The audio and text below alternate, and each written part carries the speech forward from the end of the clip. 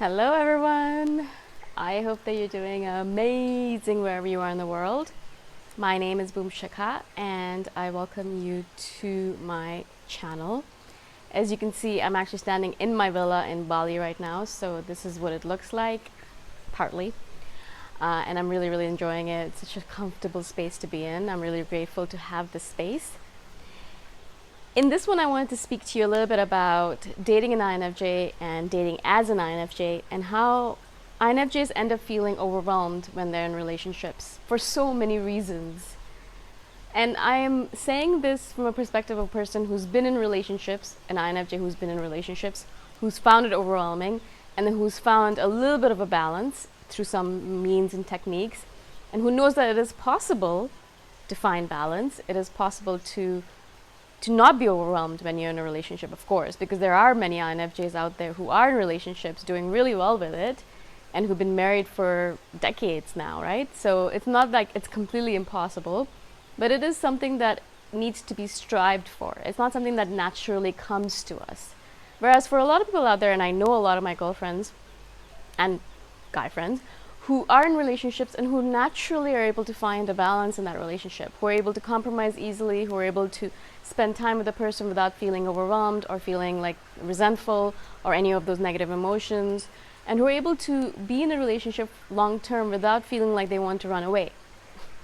Whereas on the other hand, you know, we have INFJs like us who are not natural at it. It actually doesn't come naturally to us. Intuition might come naturally to us, you know. Knowing about other people might come naturally to us. Knowing about ourselves might come naturally to us. There are many things that we're natural at, but relationships is definitely not one of them. It actually is something that we have to work and strive at really hard in order to be good at it and in order to find balance.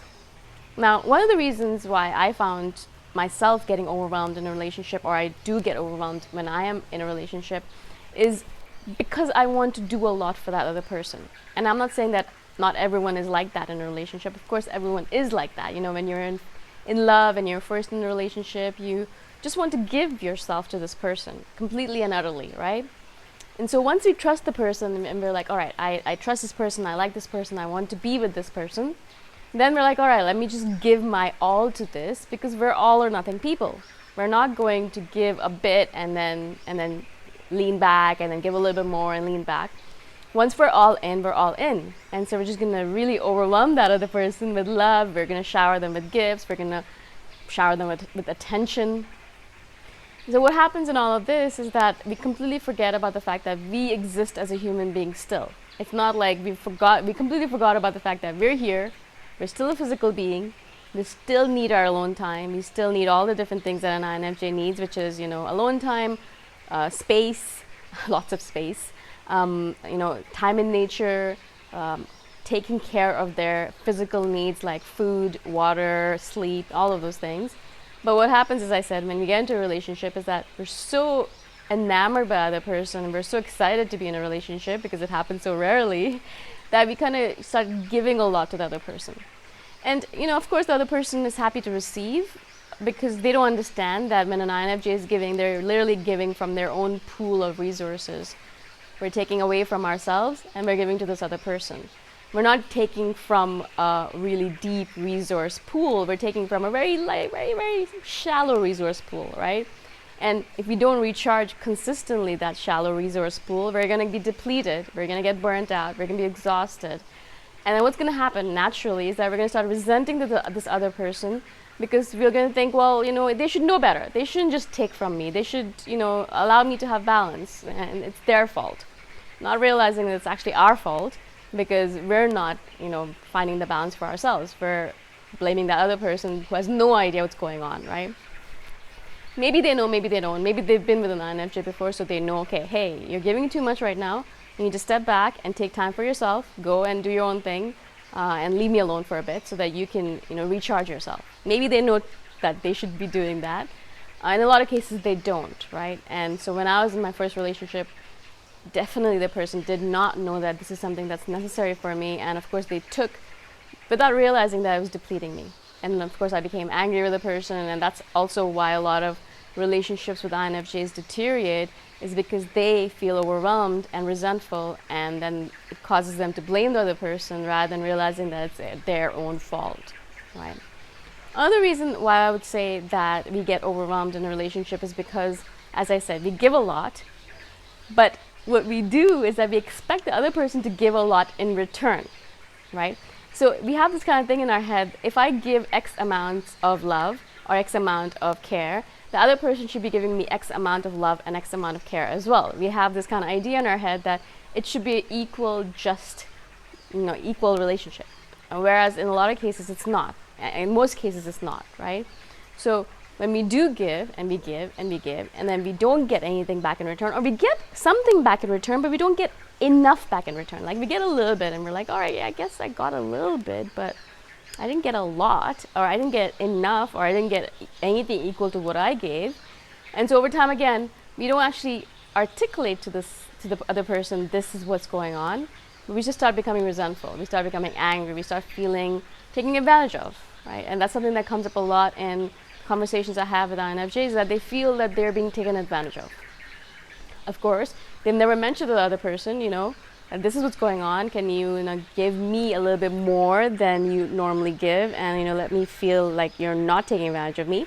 They never say something like that. They'll just be like giving and giving and giving and expecting somehow for this person to understand and to, figure out that, hey, I need to give more than I'm giving. Well, people aren't mind readers, and I've said this to you many times before. People do not realize they're not mind readers. They need to tell them. That's the reason we have this thing called a communication style, or we have a tongue and we have a mouth and we have vocal cords. There's a reason for that. Speak up. I mean, unless you can't speak, then obviously write it, or tell them some other way that this is what's going on, and inform them, how you can feel a little bit more stable and balanced in the relationship and less overwhelmed.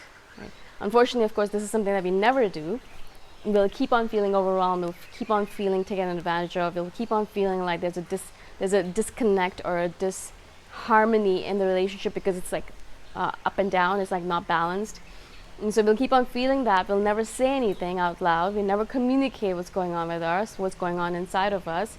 We'll just hold on to it. Over time, it becomes more and more explosive, and it becomes so explosive at some point we just door slam the person and leave, right?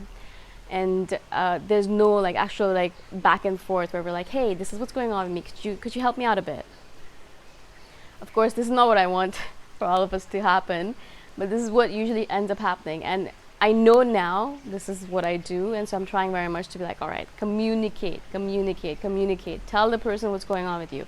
Are you feeling angry? Are you feeling upset because of what they did? Are you feeling overwhelmed? Do you want them to help you? Do you want them to take over some of your responsibilities in the house, or take over some of the chores in the household? What do you need? Speak up, tell them, so that they know, rather than them trying to figure out what's going on with this person. Are they upset because of this or that?